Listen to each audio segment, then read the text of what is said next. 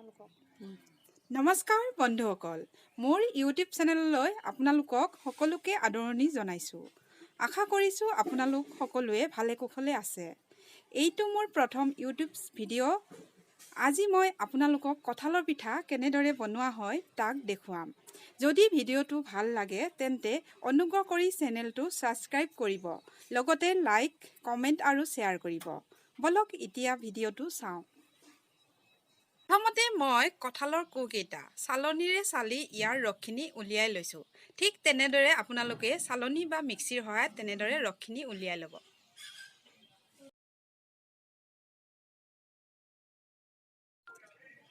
এতিয়া মই কঁঠালৰ ৰসখিনিৰ লগত মিলাকৈ 2 কাপ আটা গুড়ি দিছোঁ।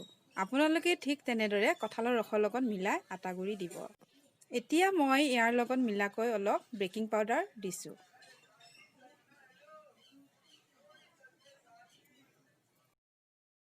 সোৱাদ অনুযায়ী ইয়াৰ লগত অলপ চেনিও দিয়া গৈছে।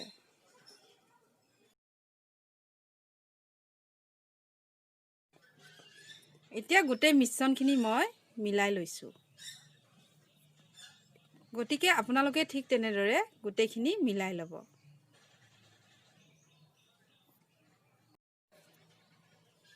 এতিয়া মই কেৰাহীটো অলপ গৰম কৰি তাতে ৰিফাইন তেল দিছোঁ।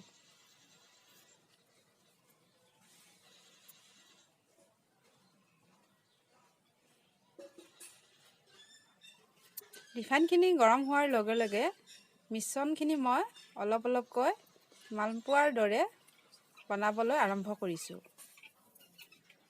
ঠিক তেনেদৰে আপোনালোকেও এনেকৈ বনাব।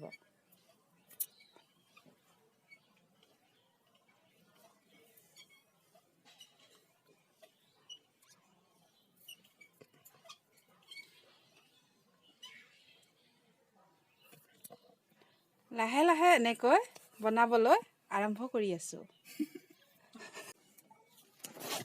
এতিয়া মই এটাৰ পিছত এটাকৈ এনেদৰে দি গৈছোঁ। ঠিক আপোনালোকেও তেনেকৈ এটাৰ পিছত এটাকৈ দিব।